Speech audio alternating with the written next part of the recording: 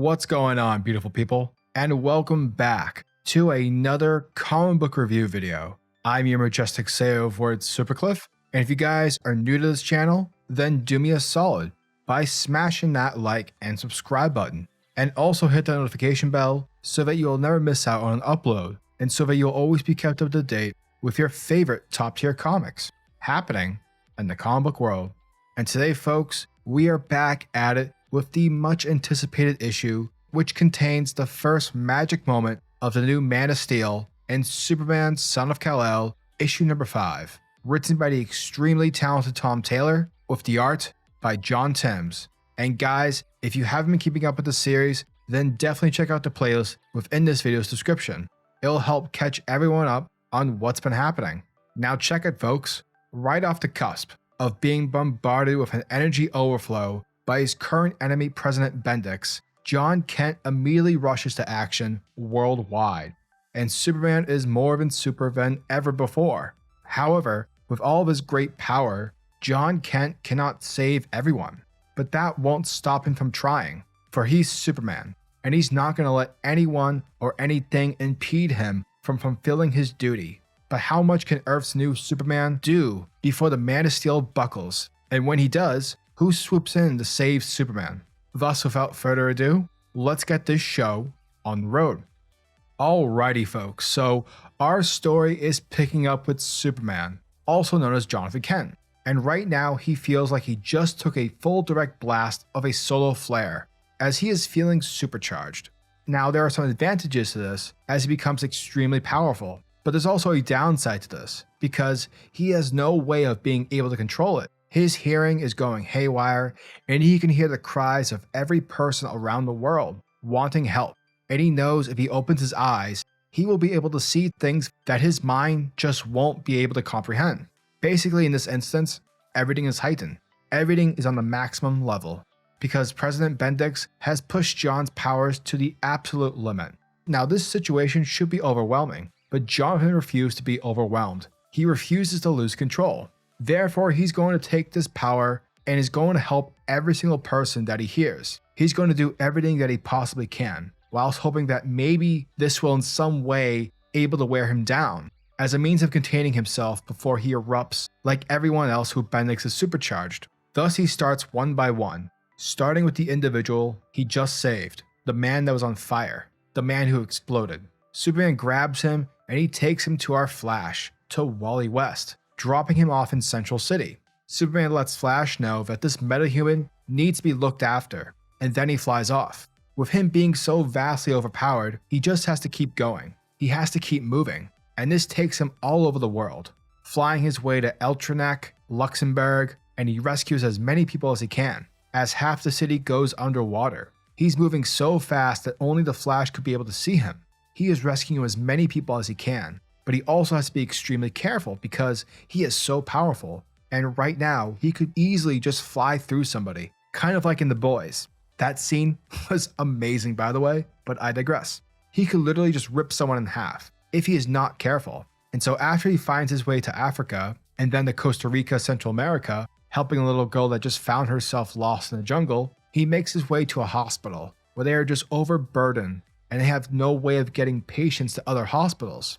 And once Superman arrives, he tells all the people in the hospital that he's going to get this under control, and that he wants them to tell all the other hospitals that the patients will be there momentarily.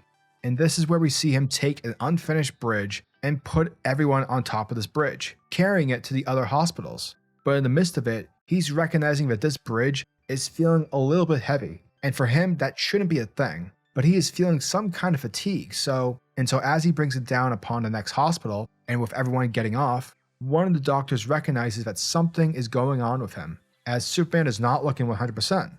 It also looks like he has a fever, and it's possible that he might be under the weather.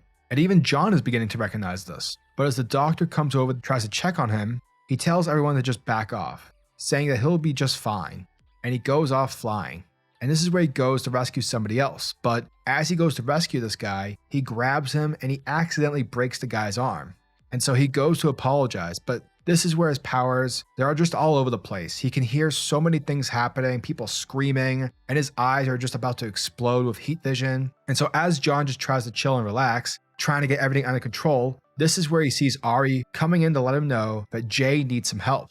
And almost instantly, without missing a single beat, Superman makes his way over to Jay, and he lets Jonathan know that there is something that he needs to see. And as Jay goes inside, we learn that Jay can essentially phase through anything he wants, making him almost invulnerable. But as he goes over to the computer monitors, we see Superman Jon Kent is all over social media. And that is because he's been going 100% all over the world. And so Jay lets him know by just looking over all the stuff, he can tell that something is wrong with him, and it appears that he might be burning himself out. Now he lets Jay know that the president hit him with some sort of solar energy blast, and so everything with regards to his abilities have been boosted.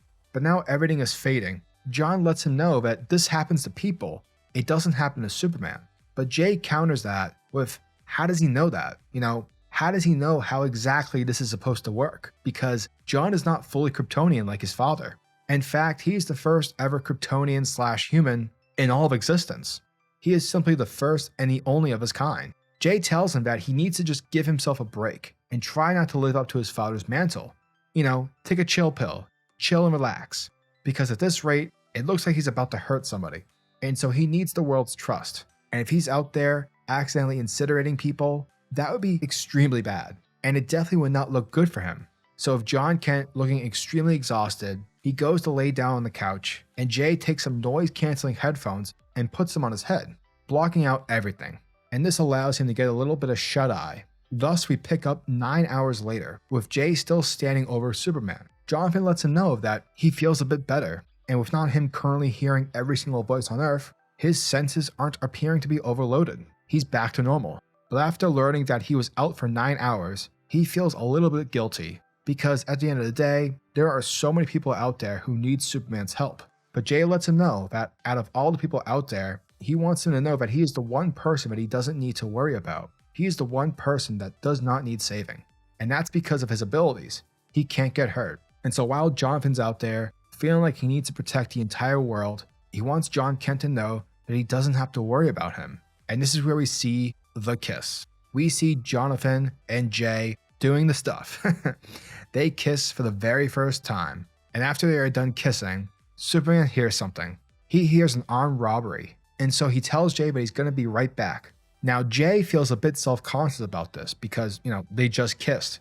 But Superman isn't running away because Jon tells him exactly where the robbery is. And thus he takes his cape and gives it to Jay, saying that he'll be right back and that he'll come back for it very soon. He tells Jay to start plotting whatever their plan is going to be against President Bendix. And with that, Superman flies off to save the day. And that, folks, is going to be Superman Son of Kal-El, issue number 5. And yeah, the coming out of Jon Kent has been the biggest news in comics for a very long time, getting confused about which Superman was coming out. Don't worry, Clark and Lois are still happily monogamous. It's their son Jonathan Kent who's coming out in a spectacular and heroic fashion. Tom Taylor kills it with this issue. Superman is known for using his powers to help others no matter where they are, so when Jon's powers are supercharged, what does he do? He saves everyone. He's doing exactly what his father would do, and he does so by going into high gear in order to get the job done. He's also making sure that he's careful. Even when he feels bad, he keeps going. Now, I was a little bit surprised with the direction of the story after coming off the last issue. Instead of facing Bendix directly, Jon instead rushes to save others around Gomorrah, including Luxembourg, Zimbabwe, and Costa Rica, in various disasters and precarious situations. It's as though the energy overflow has also convinced him that he has to put all these various fires out at that exact moment. And so many people will empathize with Jon as he tries to do it all, and burnout is quite real, even for someone named Superman. Taylor's writing is impactful in how he deftly portrays Jon's building fatigue and being overwhelmed. His super senses are through the roof, and so hyper-stimulating our hero and making him think that he has to complete everything immediately. Taylor makes it palatable from page to page, and it makes us feel a bit related to Jonathan, which is always a good thing. But hope comes for Jon in the form of his friend, Jay.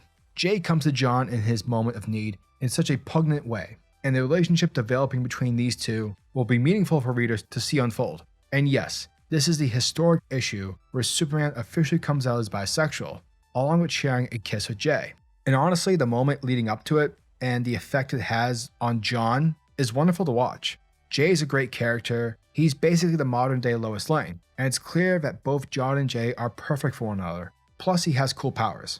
Anyone who can negatively focus on his moment and ignores just how sweet the moment is needs to go back in the shit stain of a hole they came from, because Taylor does a great job on this front to forward LGBTQ+ representation in comics and superhero media in such a significant way. Hopefully this opens the door for even more openly queer characters within the superhero genre.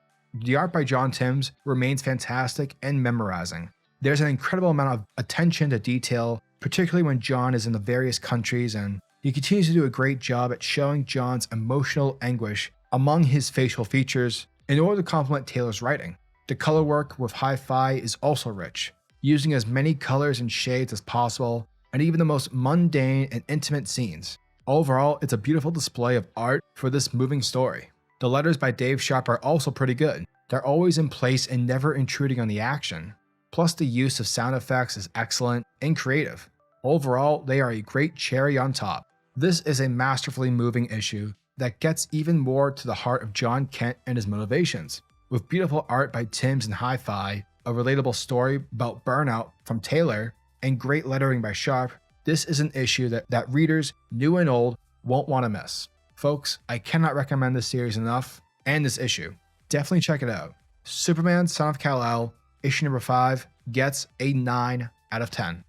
And guys, if you like this video, make sure to hit that like button in order to show your support to the channel. And tell me, what are your thoughts and opinions on this issue? Are you guys hyped for issue number 6? Let me know your thoughts and opinions down in the comment section below. And until the next video, peace.